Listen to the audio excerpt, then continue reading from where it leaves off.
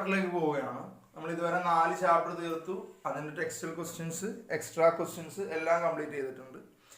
പുതിയ chapter trigonometry, ത്രികോണവുമായിട്ട് ബന്ധപ്പെട്ട കുറച്ച് കാര്യങ്ങളാണ്. മലയാളത്തിൽ ഇതിന് ത്രികോണമിതി എന്ന് പറയും ഈ ചാപ്റ്റർ. അപ്പോൾ ട്രിഗ്നോമെട്രി, ട്രയാങ്കിളുമായിട്ട് ബന്ധപ്പെട്ട് നമ്മൾ 9ാം ക്ലാസ്സിൽ ഒരു 2 റേഷ്യോകൾ പഠിക്കുന്നുണ്ട്. അതുകൂടാണ്ട് ഈ ചാപ്റ്റർ നമ്മൾ പുതുതായിട്ട് പഠിക്കുന്ന സൈൻ, കോസ്, ടാൻ എന്ന് പറയുന്ന പുതിയ 3 സംഭവങ്ങളും അത് രണ്ടുമാണ് ഈ ചാപ്റ്ററിന്റെ ബേസ് എന്ന് പറയുന്നത്.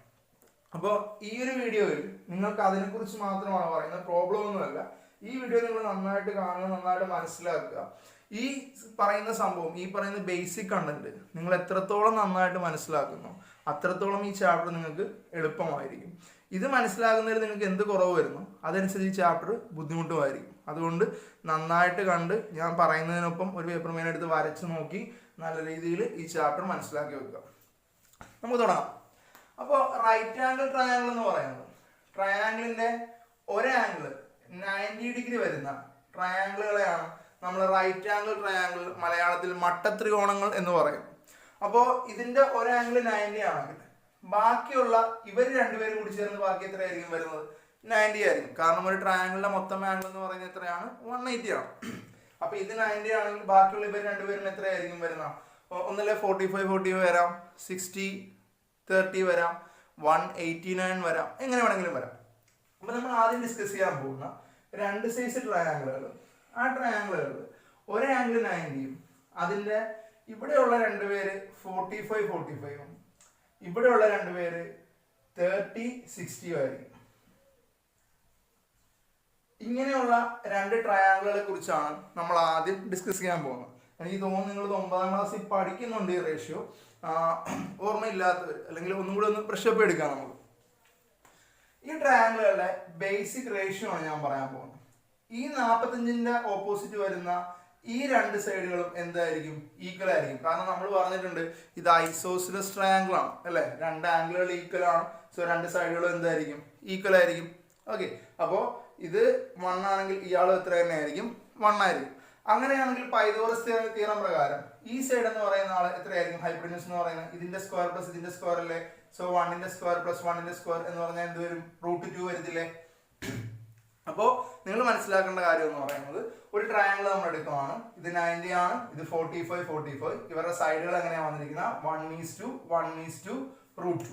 ഓക്കെ, അപ്പൊ 45:90 എന്ന് പറയുന്ന ട്രയാങ്കിളുകളുടെ സൈഡുകളുടെ റേഷ്യോ എന്ന് പറയുന്നത് എങ്ങനെയാണ്? 1:1:√2. അതായത് 45ന്റെ ഓപ്പോസിറ്റ് എന്ത് വരുന്നു അത് തന്നെയായിരിക്കും മറ്റേ 45ന്റെ ഓപ്പോസിറ്റും വരുന്നത്. ആ വന്നിരിക്കുന്നതിനെ √2 കൊണ്ട് മൾട്ടിപ്ലൈ ചെയ്യുന്നതായിരിക്കും എവിടെ വരുന്നത്? തേർഡ് സൈഡ് ആയിട്ട് ഹൈപ്പോട്ടന്യൂസ് വരുന്നത്. അതായത് ഇത് എക്സ് ആണെന്നുണ്ടെങ്കിൽ ഇയാളും ആര് തന്നെയായിരിക്കും? എക്സ് തന്നെയായിരിക്കും. ഇവനെ √2 കൊണ്ട് ഗുണിക്കുന്ന ആളായിരിക്കും എവിടെ വരുന്നത്? മൂന്നാമത് വരുന്നത്. ഓക്കെ, അപ്പൊ ഇത് 2 ആണെങ്കിൽ അടുത്തത് ആര് തന്നെയായിരിക്കും? 2 തന്നെയായിരിക്കും. ഇതിനെ √2 കൊണ്ട് ഗുണിക്കുന്നതായിരിക്കും എവിടെ വരുന്നത്? ഇവിടെ വരുന്നത്, മൂന്നാം സൈഡിൽ വരുന്നത്. അപ്പൊ ഇത് 3 ആണെങ്കിൽ ഇവിടെ എന്ത് തന്നെയായിരിക്കും വരുന്ന? 3 ആയിരിക്കും. ഇവിടെ വരുന്ന ആളാരായിരിക്കും? 3√2 ആയിരിക്കും. ഇത് y ആണെങ്കിൽ ഇവിടെ വരുന്ന ആര് തന്നെയായിരിക്കും? y തന്നെയായിരിക്കും. ഇവിടെ എന്ത് ചെയ്താൽ മതി? y-നെ √2 കൊണ്ട് മൾട്ടിപ്ലൈ ചെയ്താൽ മതി. ഓക്കെ, അപ്പൊ നിങ്ങളൊന്ന് തിരിച്ച് ചിന്തിച്ചേ. ഞാൻ ഇവിടെയാണ് എക്സ് തന്നിരിക്കുന്നത് വിചാരിച്ചു. ഓക്കെ, ഇവിടെ എക്സ് തന്നു കഴിഞ്ഞാൽ ഇവിടെയും ആര് തന്നെയായിരിക്കും വരുന്ന? എക്സ് തന്നെയായിരിക്കും ഇതിലേ വരുന്ന. അപ്പൊ ഇവിടെ വരുന്ന ആരായിരിക്കും? x√2 ആയിരിക്കും. ഇനി ഇവിടെ ചിന്തിച്ച് നോക്കിയേ, ഇവിടെ ഞാനൊരു 3 ആണ് വന്നിരിക്കുന്നത്. അപ്പൊ എങ്ങനെ ബാക്കിയുള്ള 2 സൈഡുകൾ കണ്ടുപിടിക്കും? അതാണ് നമ്മൾ നോക്കാൻ പോകുന്നത്. ഇവിടെ ഒരു 3 തന്നാൽ ബാക്കിയുള്ള സൈഡ് എങ്ങനെ കണ്ടുപിടിക്കും? നിങ്ങൾ ചിന്തിച്ചേ, ഇവിടെ ഉള്ള ആളെ √2 കൊണ്ട് മൾട്ടിപ്ലൈ ചെയ്തപ്പോഴാണ് നമുക്ക് ഇത് കിട്ടിയെങ്കിൽ ഒന്ന് തിരിച്ച് ചിന്തിച്ച്, ഇവിടെ ഉള്ള ആളെ √2 കൊണ്ട് ഡിവൈഡ് ചെയ്യുമ്പോഴല്ലേ ഇവിടുത്തെ ആളെ കിട്ടുന്നത്. അപ്പൊ ഇവിടെ വരുന്ന സാധനം എന്തായിരിക്കും? 3/√2. ഇത് 3/√2 ആണെങ്കിൽ ഇപ്പുറത്തെ ആൾമാര് തന്നെയായിരിക്കും 3/√2. ഓക്കെ, ഇത് എഴുതിയിട്ടുണ്ടെന്ന് വിചാരിക്കുന്നത്. ഇതിന്റെ മേളത്തെ ഞാൻ തൂക്കുവാണേ.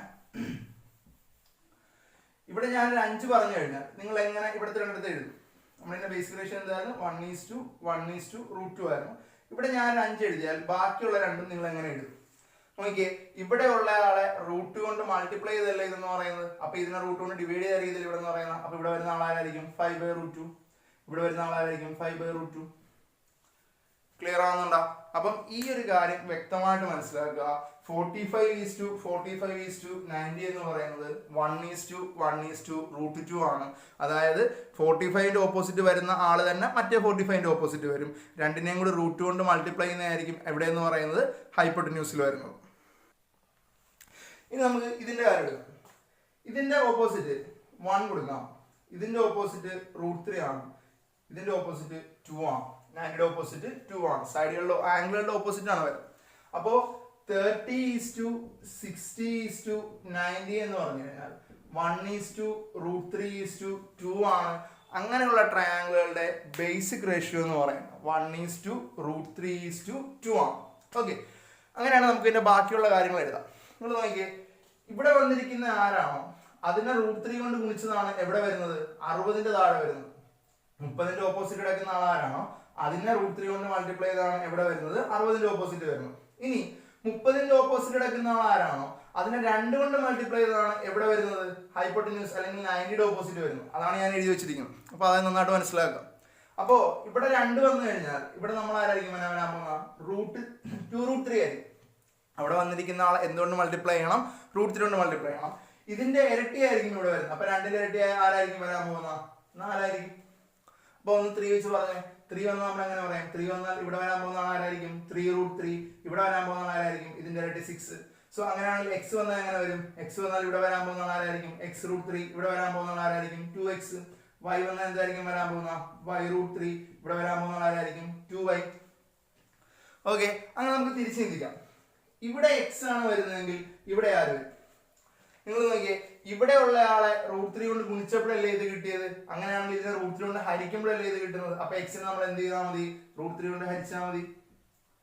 ഇനി ഇതിന്റെ ഇരട്ടിയല്ലേ ഇവിടെ വന്നിരിക്കുന്ന ആളെ ഇപ്പൊ ആരാ x/√3 അല്ലേ. അപ്പൊ അതിന്റെ ഇരട്ടി എന്ന് പറയുന്ന ആളായിരിക്കും 2x/√3 ആയിരിക്കും. ക്ലിയർ ആവുന്നുണ്ടോ? ഇനി അടുത്തത് ഇവിടെ ഞാനിപ്പോ 5 എന്ന് വിചാരിച്ചു. നിങ്ങൾ നോക്കിയേ, ഇതിന്റെ ഇരട്ടിയല്ലേ ഇവിടെ വന്നത് എന്ന് പറഞ്ഞാൽ ഇതിന്റെ പകുതിയല്ലേ ഇവിടെ വരുന്നത്. അപ്പൊ ഇവിടെ 5 ആണെങ്കിൽ ഇവിടെ വരുന്ന ആളാരായിരിക്കും 5/2. ഇതിനെ √3 കൊണ്ട് ഗുണിച്ചല്ലേ ഇവിടെ വന്നിരിക്കുന്നത്. അപ്പൊ ഇവിടെ വരുന്ന ആളാരായിരിക്കും 5/√2 × √2. ഓക്കെ, ഇതിനെ വേണം നമുക്ക് ഇവിടെ വെച്ച് ചെയ്തെടുക്കാൻ വേണ്ടി ഇങ്ങനെ എഴുതിയാൽ. ഇനി ഇവിടെ ഞാൻ 4 എഴുതിയെന്ന് വിചാരിക്കും. അങ്ങനെ ഇവിടെ എത്രയായിരിക്കും വരുന്ന 2. ഇതിനെ 2 √3 കൊണ്ട് ഗുണിച്ചല്ലേ ഇവിടെ വരുന്നത്. ക്ലിയർ ആവുന്നുണ്ടല്ലോ? അപ്പം ഈ സംഭവം മനസ്സിലായിക്കോണം. 60യുടെ ഓപ്പോസിറ്റ് ആര് 30യുടെ ഓപ്പോസിറ്റ് ആര് വരുന്നോ അതിനെ √3 കൊണ്ട് ഗുണിച്ചത് എവിടെ വരും 60യുടെ ഓപ്പോസിറ്റ് വരും. 90യുടെ ഓപ്പോസിറ്റ് വരുന്ന ആളായിരിക്കും ഈ കിടക്കുന്നത് 30യുടെ ഓപ്പോസിറ്റ് കിടക്കുന്ന ആളുടെ ഇരട്ടിയായിരിക്കും. ഇത്രയൊന്നും ചിന്തിക്കേണ്ട, എളുപ്പം ഇങ്ങനെ മനസ്സിലാക്കാം. 30:60:90 എന്ന് പറഞ്ഞാൽ 1:√3:2 എന്ന് പറയുന്ന ആൾ. ഈ തന്നിരിക്കുന്ന ആംഗിളുകളുടെ നേരെ ഓപ്പോസിറ്റ് ആയിരിക്കും എന്ത് ചെയ്യുന്നത് ഈ സൈഡുകളുടെ വാല്യൂ വരുന്നത്. അപ്പൊ ഇത് നന്നായിട്ട് മനസ്സിലാക്കുക. ഇത് എഴുതാൻ പഠിക്കുക. ഇത് പഠിച്ചു കഴിഞ്ഞാൽ തന്നെ ഇതിനകത്ത് വരാവുന്ന ഒരു സെക്ഷൻ ചോദ്യത്തിന് നമ്മൾ സോൾവ് ചെയ്യുന്ന ഈ മെത്തേഡ് വെച്ചിട്ടായിരിക്കും. ഓക്കെ, അപ്പൊ ഇതിന് നല്ല വ്യക്തമായിട്ട് മനസ്സിലാക്കി വെക്കുക. 45:45:90 എന്ന് പറയുന്നത് 1:1:√2. ആ ആംഗിളിന്റെ താഴത്ത് ഞാൻ എഴുതി വെച്ചിരിക്കുന്നത് ഓക്കെ, ഇവിടെ ആംഗിളിന്റെ താഴത്ത് ഞാൻ എഴുതിയിരിക്കുന്നത്. അപ്പൊ ആംഗിളിന്റെ ഓപ്പോസിറ്റ് ആയിരിക്കും 90√2. ഇവിടെ 90√2. ഇവിടെ നോക്കിയാൽ 30:1, 60:√3, 90:2. അപ്പൊ ഇത് അതുപോലെ തന്നെ നല്ല വ്യക്തമായിട്ട് മനസ്സിലാക്കുക. ഈ ബോഡി കാണുന്ന അത്രയും സാധനം നിങ്ങളുടെ നോട്ടിലോട്ട് ഇതുപോലെ തന്നെ എഴുതി വെക്കുക.